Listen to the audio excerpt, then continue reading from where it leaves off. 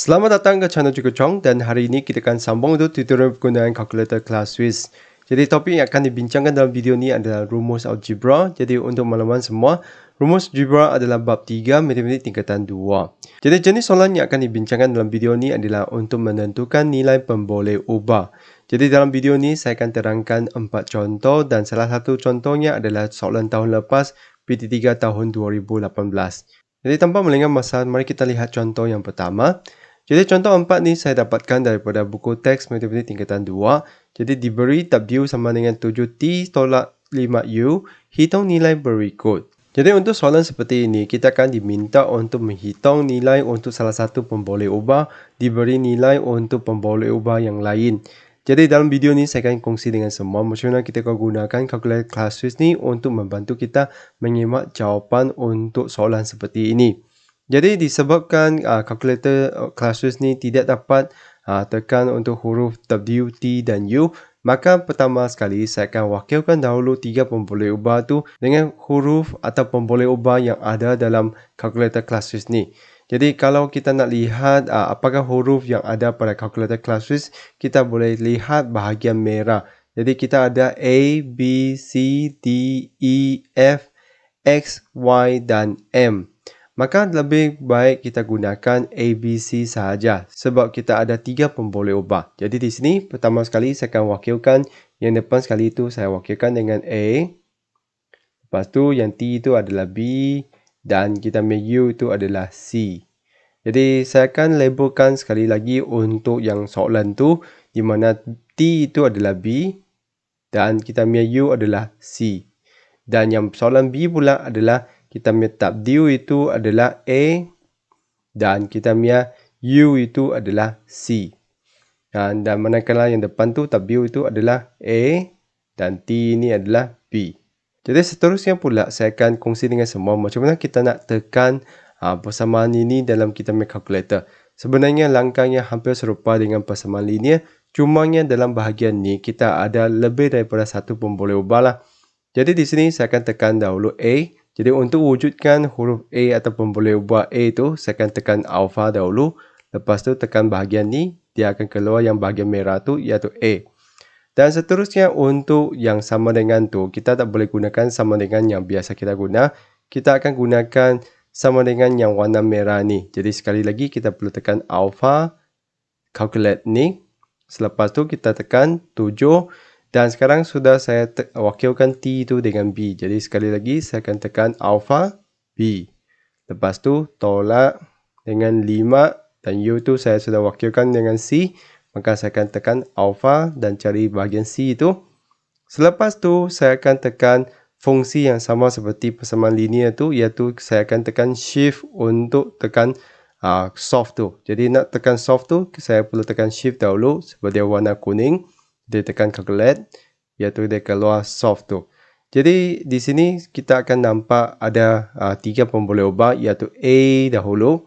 Jadi A ini adalah yang kita nak carikan. Jadi kita biarkan saja kita tekan ke bawah dan dia akan muncul B. Dan untuk B itu kita akan masukkan nombor iaitu nombor yang diberi itu adalah 3.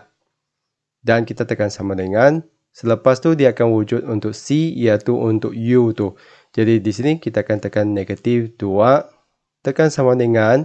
Selepas tu kita perlu tekan ke bawah lagi untuk kembali ke A. Jadi pastikan kalau kita nak carikan untuk pemboleh ubah A itu, kita mesti kembali kepada bahagian ni dan tekan sama dengan. Dan dia akan keluar jawapannya iaitu 31. Iaitu sama seperti contoh kita. Jadi fungsi ini dapat membantu kita untuk menyemak jawapan lah.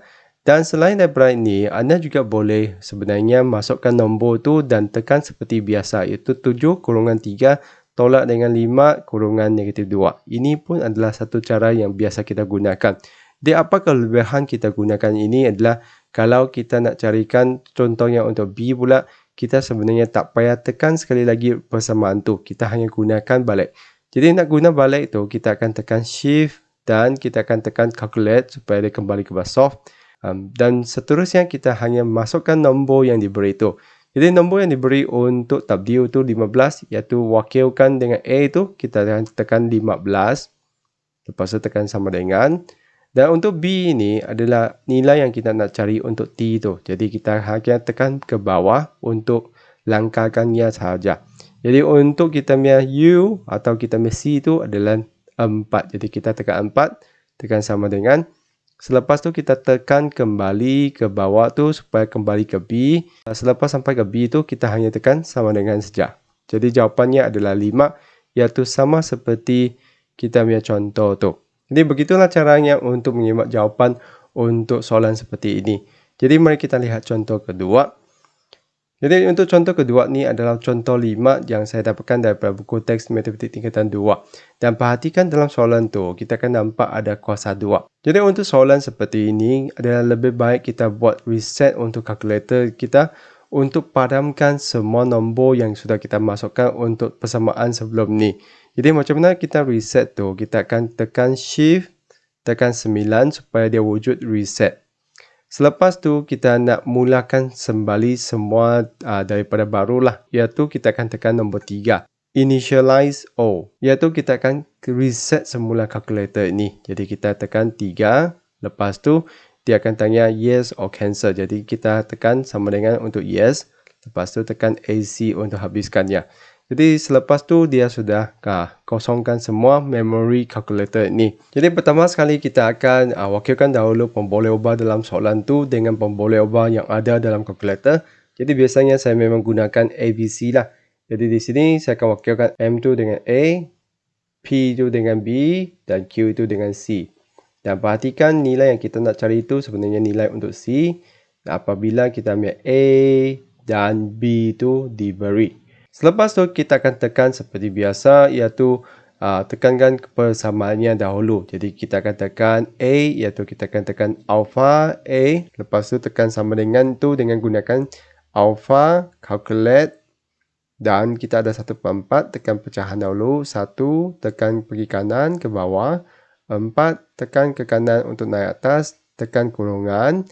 Dan kita ada B tolak dengan C. Jadi tekan alpha, B, tolak dengan C, iaitu Q kita lah.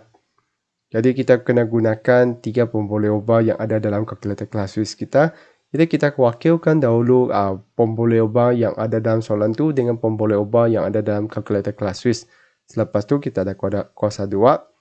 Dan selepas tu kita akan tekan shift solve. Jadi kita akan tekan tu shift dan calculate supaya keluar solve.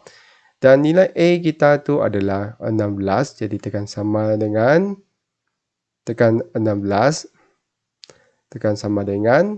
Selepas tu kita punya nilai B itu adalah 3 dan tekan sama dengan, dia akan pergi ke kedudukan C, iaitu untuk nilai Q kita. Jadi kita hanya perlu tekan sama dengan dan dia akan keluar jawapan untuk kita punya C atau Q kita, iaitu -5. Jadi begitulah cara untuk selesaikan soalan ni. Jadi seterusnya kita akan lihat satu lagi contoh, iaitu soalan tahun lepas, tahun 2018. Jadi di sini diberi N sama dengan 4M bahagi 3 tambah 2.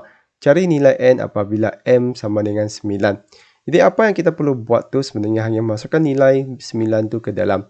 Dan kalau anda rasa leceh, anda sebenarnya boleh tekan keluar belangkah ini dan dia akan dapat jawapan 14. Anda sebenarnya ada banyak cara untuk tekannya.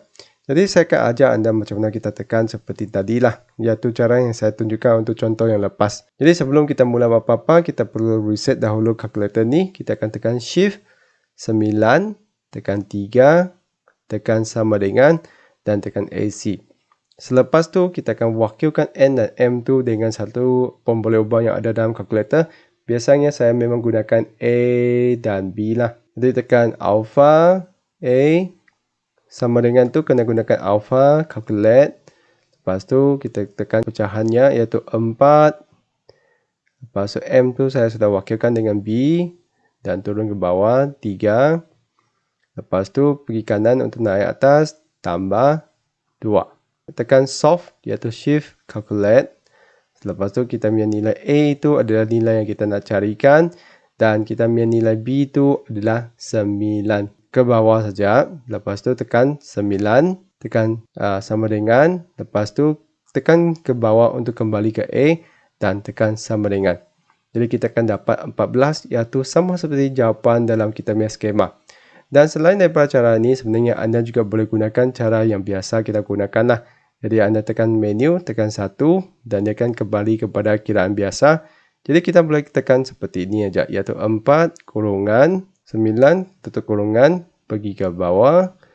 Lepas tu pergi kanan naik atas tambah dengan 2 tekan sama dengan. Jadi dia pun akan dapat jawapan yang sama seperti tadilah. Jadi sebenarnya kita boleh gunakan banyak kaedah untuk semak jawapan kita. Jadi begitulah kaedah untuk menggunakan kalkulator Classwiz ni untuk menyemak jawapan bagi soalan yang menentukan nilai pemboleh ubah atau untuk rumus algebra ini. Jadi saya harap video ni dapat membantu semua untuk meneroka kaedah penggunaan kalkulator Classwiz ni. Dan saya percaya selepas menonton video ni, mungkin ada antara anda yang berminat untuk membeli kalkulator ini. Dan di sini saya nak berkongsi dengan semua salah satu cara yang saya rasa sangat berbaloi untuk membeli kalkulator ni, iaitu melalui Casio Official Store di Shopee Malaysia. Jadi dalam video tersebut, saya akan kongsi dengan semua macam mana kita boleh gunakan satu voucher code khas daripada channel Cikgu Chong ni untuk jimat lebih lagi. Jadi tanpa melengah masa, mari kita saksikan. Jadi Cikgu Chong sekarang akan demo kepada anda macam mana nak membelinya. Jadi Cikgu Chong sudah letakkan link dalam setiap video tutorial mengenai kalkulator Classwiz ni. Jadi anda tekan mana-mana satu saja. Selepas tu anda tekan bahagian penerangannya dan anda akan nampak terdapat link item kalkulator Casio Classwiz ni. Jadi anda boleh tekan link tersebut dan pastikan telefon anda sudah memasang aplikasi Shopee Malaysia. Dan di sini anda boleh tekan add to cart dan dia akan link anda ke aplikasi Shopee Malaysia. Jadi kita akan pergi ke laman yang menunjukkan Casio Scientific Calculator FX570EX dan harga originalnya adalah 79 dan ini sellernya adalah Casio Official Store iaitu casio.os. Dan di sini kalau anda perhatikan terdapat satu tawaran iaitu free L-shape folder. Jadi ini adalah satu tawaran khas yang ditawarkan oleh Casio Official Store. Selepas tu anda tekan add to cart dan di sini saya nak kongsi dengan semua macam mana kita nak masukkan satu kod diskaun khas daripada channel Cikgu Chong. Tu tekan tick dulu. Lepas tu anda masukkan di sini, tekan enter shop voucher code. Tekan Casio huruf kecil CCW iaitu singkatan nama saya lah. Lepas tu tekan apply dan anda akan dapat jimat lagi RM5. Jadi di sini anda punya harga tu menjadi 74 sahaja. Selepas anda masukkan semua kod tu, anda boleh buat pembelian lah. Jadi ini adalah satu cara yang saya rasa sangat berbaloi lah kalau kita nak membeli kalkulator Classwiz ni. Jadi saya harap video ni dapat membantu semua kalau ada yang berminat nak membeli kalkulator ni. Jadi itu saja untuk video kali ini. Sekian, terima kasih. Kita jumpa lagi.